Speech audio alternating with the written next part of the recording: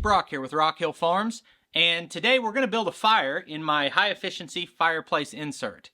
And then we're just going to watch it burn for a while and have a conversation about what makes this a high efficiency unit, how it compares to an open fireplace and a wood stove and a wood boiler, and just share some of my thoughts on this type of a insert. So, should be a lot of fun. Let's get started.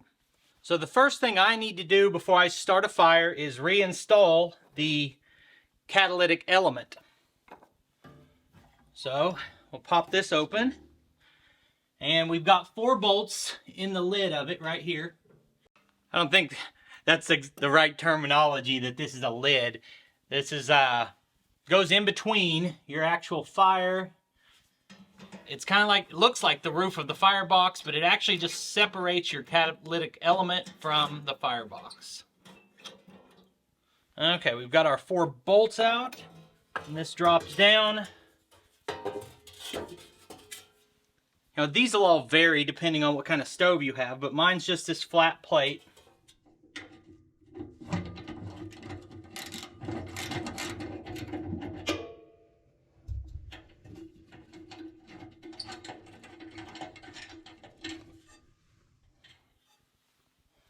Okay, so then I pulled it 1 bolt out.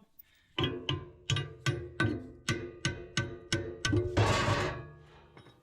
little tip-tap-a-roo and it'll fall out. Then our element that we've cleaned goes in here, and then we put it back in place.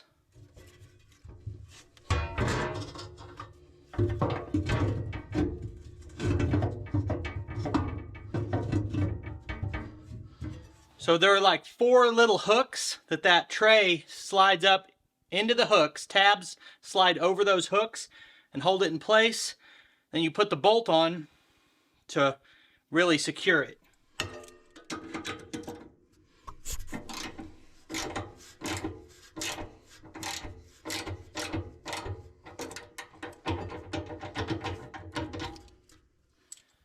That's not something you need to get super tight. And now that that's in place, we'll put this tray back in.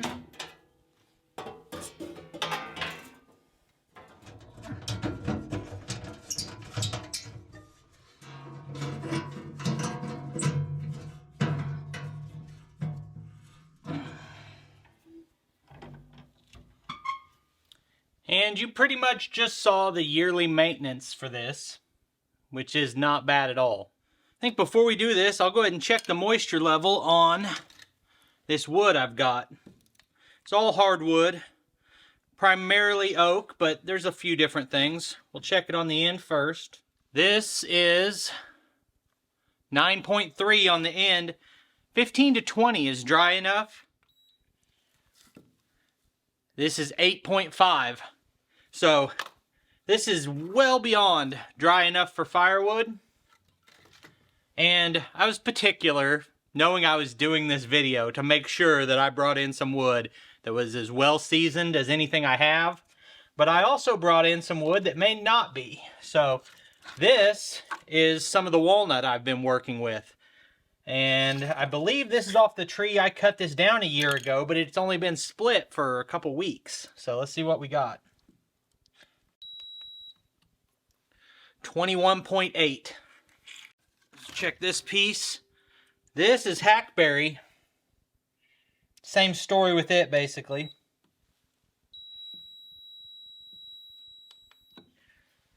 22.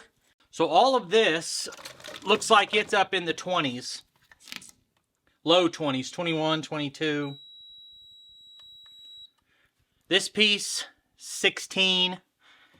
So it's not terrible, but this is a little bit wet, but I'm going to burn it anyway. It's a conversation that's important to have while we're doing this. It's very important what you put in your wood stove. Even more so probably with the high efficiency units. A mistake I made when I was younger was burning junk in it. You don't want to burn cardboard or plywood scraps or anything like that. You want to use good seasoned firewood.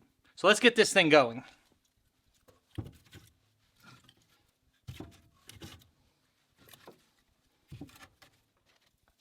These are just some generic fire starters.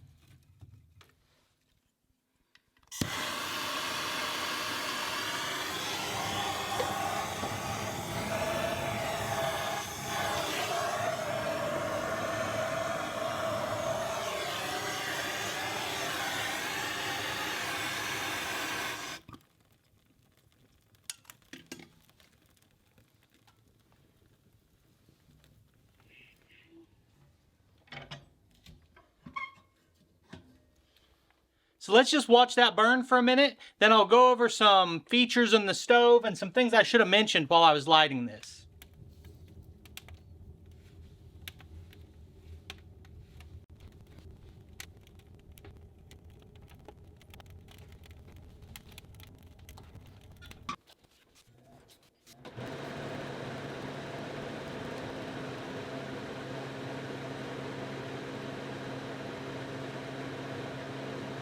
So there's 100 different ways to build a wood fire, and everyone's got their own techniques, whether they're using newspaper or whatever the case may be. What I did was put down 3 pieces of that really seasoned, dry firewood, and then I laid pieces of fat wood across it, and then I alternated directions, and this thing has built a huge fire very quickly. It's already getting really hot to sit next to it.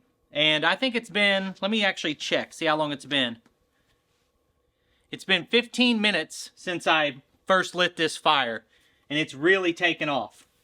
Now, the difference between building any other fire and building a fire inside your home is obviously you don't want any smoke, or as little amount of possible as smoke, to filter out into your house.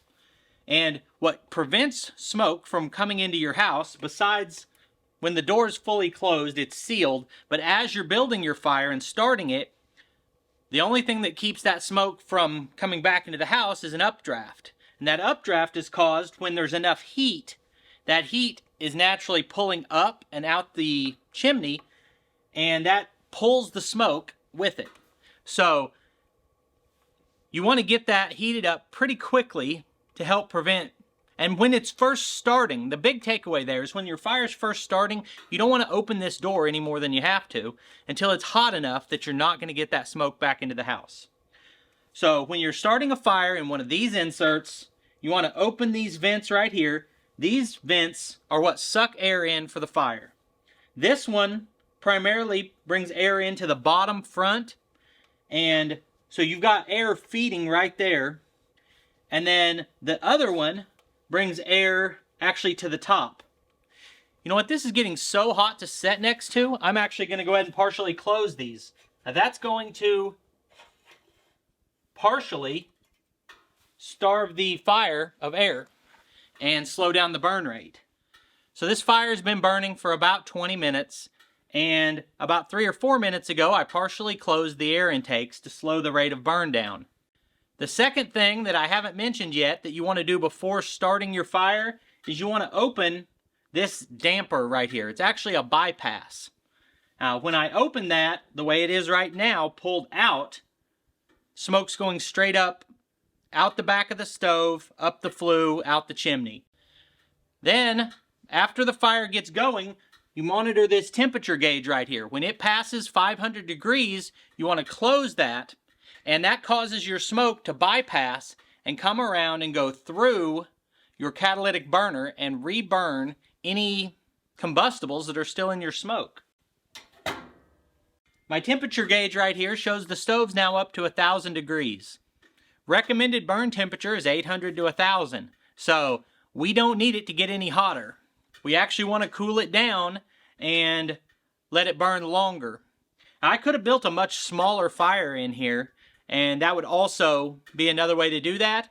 But if you want a long burning fire, you're going to put more wood in there and just not give it as much oxygen. So we're about 2 hours removed from lighting this fire. I've got the fan running and the temperature in the room's coming up. Currently, the stove is burning at about 500 degrees. So we've cooled it off a lot by running it with these vents closed. And if you look in there, you're really not seeing much flame. So let's open those back up.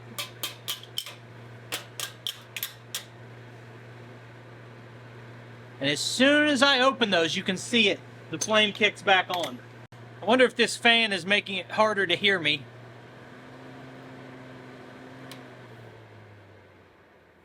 We'll turn off the fan for the rest of the video. But that fan comes on automatically when the stove gets hot. And then you've got a manual control. You can override that. But as you can see right there, if we leave those open, we could cook ourselves out of the house pretty quickly. But you're wasting a lot of wood that way too. So I filmed my conclusion to this video hours ago and gave all my thoughts on it and wrapped up the video, and then I thought, I'm getting ready to add some wood to it and stir the fire up. Might as well show that too.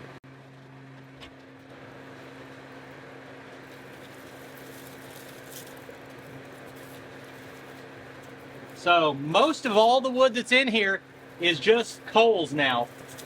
But we've got a fantastic bed of hot coals. The two pieces on the outside are barely burned at all. So we'll put those back in, move those into the center on top of the coals.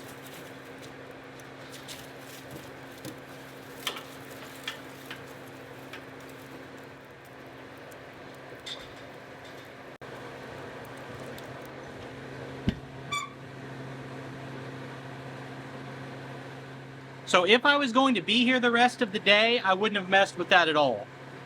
But I just stoked it and really got it burning hot the way I did because I'm going to be leaving for about the next 4 hours. Now, my wife will be home in about an hour, but this way she won't have to mess with this, and when I get back, it should still be burning hot. I'll probably add some more wood before going to bed. So I've been gone for several hours. The fire has been going for 7.5 hours, and it's cooled way off. We're down to 200 degrees, but the house is still warm. It's actually 75 in the house right now, and that's thermostat is not in here by the stove. It's down the hallway. We've got a decent bed of coals here, but for the most part, the wood that I started this fire with is almost gone. So you saw what I put in there. You figure that's 7 or 8 hours of heating your house.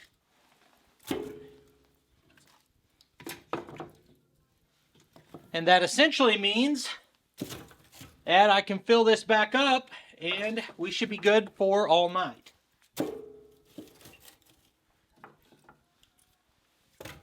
I'm telling you the in-house temperature, so I guess it would be relevant to tell you the outside temperature. The high today was high 30s, and I think it's in the 20s right now. So we'll open these vents back up for a little bit. I'm guessing this will start right back up.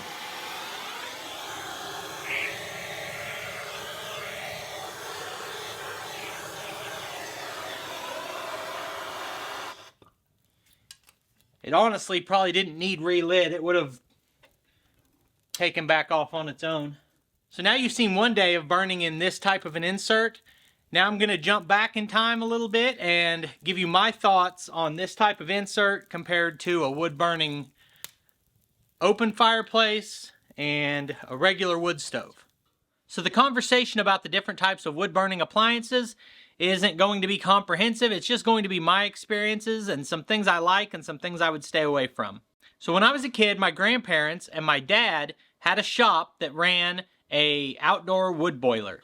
Those things are versatile because they're so big. You can put your big chunks of wood in there that are harder to split. You actually are better off using bigger chunks of wood, so that means less work splitting. But it also, in my experience, it's Seems like it's less efficient at using the heat than some of the other options. And you've got to go outside to tend your fire, which is not ideal. On those really super cold, bad weather days, if I've got the ability, I like to just stay in the house. Next thing, whenever I was in my mid-20s, so 15 years ago, I guess, we had a wood stove. We actually moved into a house that didn't have a heat source, so I had to figure something out. And we bought a potbelly wood stove, nothing fancy like this. It didn't have the glass on the door, just an old potbelly wood stove. And I think 2 or might have been 3 years we heated the home entirely with that wood stove. And those put off a tremendous amount of heat. But there are some negatives to them. Number one, they occupy a big section of your house. Because not only the size of the stove, but you really can't put anything within 6 feet of it or more. And it's a safety concern.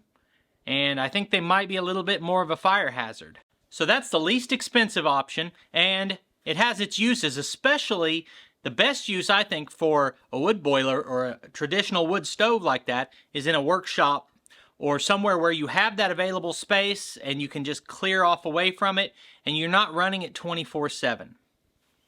Now let's talk about fireplaces. The house we lived in before this one had 2 fireplaces, actually, and they used the same chimney. One was upstairs, one was downstairs in the basement. And the one upstairs was completely open, and it was a corner fireplace. So you could see it from 2 sides, and it was huge. The firebox on that was 4 foot long and 2.5, 3 foot deep. This fireplace was enormous, and you could build a big fire in there, and when we moved in, I really liked it. I liked that it was neat, but I got where I absolutely didn't use it. I didn't even want to use it as a backup heat source, like an emergency situation, because they don't necessarily draft well. It was my experience that with that, it didn't have any doors on it. So whenever that fire was just starting or when it was just going out, it would stop drafting and smoke up the whole house. And the worst thing that you could have happen is have your fire go out overnight and stop drafting and fill your house with smoke. So, in my opinion, I'm no expert on any of this, a completely open fireplace like that is really dangerous. Now, the downstairs fireplace in that house had doors on it, but it wasn't sealed doors. They were kind of flimsy and you could slide them closed. It helped some. And I didn't really love burning in that either. It was a little bit safer, in my opinion, than the other one that was completely open, but it wasn't efficient. They say, I don't know exact numbers, but I have looked it up, that you're getting about 25% of the heat from that fireplace coming into your house on those older open style. And this one can be as much as 75% of the heat from the fire coming into your house. Obviously, one big thing is that I'm able to completely control my burn rate by controlling my airflow and the amount of fuel I put in, rather than only having the one input. The second reason is it's reburning all of that smoke. So on an open fireplace, all your smoke just goes out the chimney and it's lost. It's gone. And some of it crystallizes as creosote on the walls of your chimney. But in this scenario, that catalytic burner is taking that smoke and burning it a second time, generating more heat and putting out cleaner exhaust. This is more environmentally friendly. The other reason this is more energy efficient is that it's got the fans built into it. It brings air on all sides of this firebox and pushes that heat out into the house. So your fire doesn't have to be as hot to heat the house. There's a lot of other variations on heating a home with wood, but I can't talk about them because I don't have experience with them. I can only talk about what I know. I have no affiliation with this brand or any other brand of wood heat. I have no reason to recommend them, but if you're going to burn wood for heat, I would absolutely spend that extra amount of money and get one of these high efficiency fireplace inserts. Anyway, I appreciate you taking time to watch this video. I'll put links on the screen to a couple more of our videos. I'll see you next time.